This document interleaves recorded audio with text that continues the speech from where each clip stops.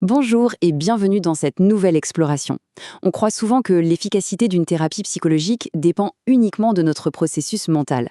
Mais la réalité, c'est que des marqueurs épigénétiques présents directement dans notre sang peuvent littéralement prédire la réponse au traitement. Aujourd'hui, on analyse une étude vraiment révolutionnaire publiée dans Molecular Psychiatry qui a été menée par une vaste équipe de chercheurs allemands. C'est une recherche qui s'attaque à l'un des plus grands mystères de la psychiatrie moderne. Pourquoi est-ce que certains patients répondent super bien aux thérapies alors que d'autres n'y trouvent aucun soulagement?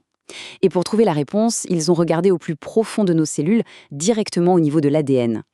Allez, on plonge tout de suite dans le vif du sujet. On va décortiquer cette étude en 5 points très clairs. D'abord, le poids de l'anxiété.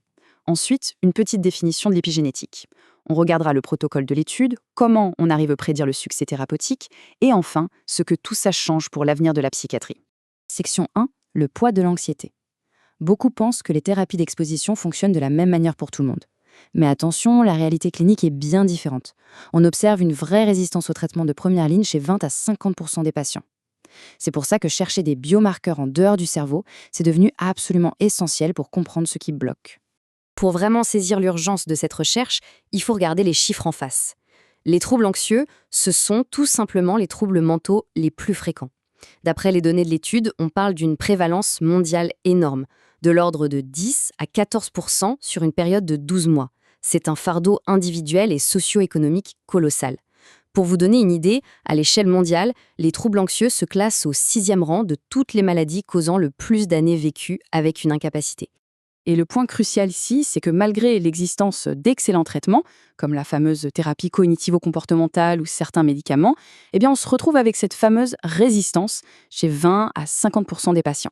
Ça crée une vraie chronicité de la maladie chez beaucoup de gens. Et comme on ne peut pas évidemment aller prélever des tissus dans le cerveau de patients vivants pour comprendre ce qui ne va pas, la psychiatrie a un besoin urgent de trouver des indices mesurables ailleurs. Dans le sang, par exemple. Ce qui nous amène à la section 2. L'épigénétique, c'est quoi au juste? On va voir comment la biologie moléculaire intervient ici, et surtout comment un événement purement extérieur, comme une thérapie par la parole, peut laisser une véritable trace biologique mesurable dans le corps. Alors la méthylation de l'ADN, c'est un mécanisme épigénétique situé pile à l'interface entre notre génétique et notre environnement. Concrètement, ça veut dire que la modification de ces petits marqueurs reflète notre risque de développer une maladie et ça peut même dicter notre façon de réagir à une psychothérapie. Imaginez ça comme de petits interrupteurs, le processus repose sur l'ajout ou le retrait de minuscules molécules, les groupes méthyl, directement sur l'ADN. Ça allume ou ça éteint l'expression de nos gènes sans jamais modifier la séquence génétique de base. C'est fascinant. Section 3, le protocole de l'étude. Pour prouver ce lien incroyable entre la thérapie et notre épigénétique, les chercheurs ont vu les choses en grand. Ils ont mis en place le plus grand échantillon longitudinal jamais réalisé à ce jour sur des patients anxieux traités par thérapie. L'équipe a recruté 415 personnes souffrant de troubles anxieux. On parle ici de troubles paniques, d'agoraphobie, d'anxiété sociale et de phobie spécifiques. Et ils les ont comparés de façon très rigoureuse à un groupe de 315 personnes en parfaite santé avec les mêmes tranches d'âge et de sexe. L'intervention testée, une thérapie cognitivo-comportementale ultra standardisée de 14 sessions, 200 minutes. Le cœur du traitement, c'était vraiment des exercices d'exposition en conditions réelles, guidés par le thérapeute. Pour bien mesurer l'impact de tout ça, ils ont opté pour une approche longitudinale avec des prises de sang à 3 moments bien précis. D'abord au tout début, à l'inclusion, ce qu'on appelle la ligne de base ou T0. Ensuite, juste après le traitement, à T1. Et enfin, lors d'un suivi 6 mois plus tard, à T2. En parallèle, ils évaluaient la sévérité de l'anxiété avec l'échelle clinique de Hamilton. Le but ultime, c'était de voir si le profil de méthylation dans le sang dès le départ pouvait prédire une diminution de 50% ou plus des symptômes. Et c'est ce qui nous amène à la section 4, prédire le succès thérapeutique. C'est à ce moment-là que l'observation scientifique se transforme en une véritable prédiction clinique. Ce que l'on voit ici, c'est ce qu'on appelle un graphique de Manhattan, et c'est le résultat de l'analyse de plus de 780 000 sites sur notre génome. Chaque petit point représente un endroit bien spécifique sur l'ADN. Et les résultats sont là. L'étude a révélé 148 sites significativement associés aux troubles anxieux, et ce, de façon totalement indépendante d'une éventuelle dépression. Les chercheurs ont repéré des gènes incroyables, comme le gène GAST, qui est impliqué dans la façon dont notre cerveau se défend face au danger, ou encore l'IL12RB2, lié à l'inflammation. En fait, ces patients anxieux ont une méthylation de l'ADN fondamentalement différente de celle des personnes sans trouble. Et en creusant encore plus, les scientifiques ont mis le doigt sur deux grandes catégories de biomarqueurs. D'un côté, on a des marqueurs prédictifs dès la ligne de base. Par exemple, l'état de méthylation des gènes ABCA7 et ADRA2C qui gèrent notre plasticité synaptique et réagissent au stress. Leur état initial est directement associé à la réussite de la thérapie. Et de l'autre côté, on a des marqueurs dynamiques. Ça, c'est passionnant.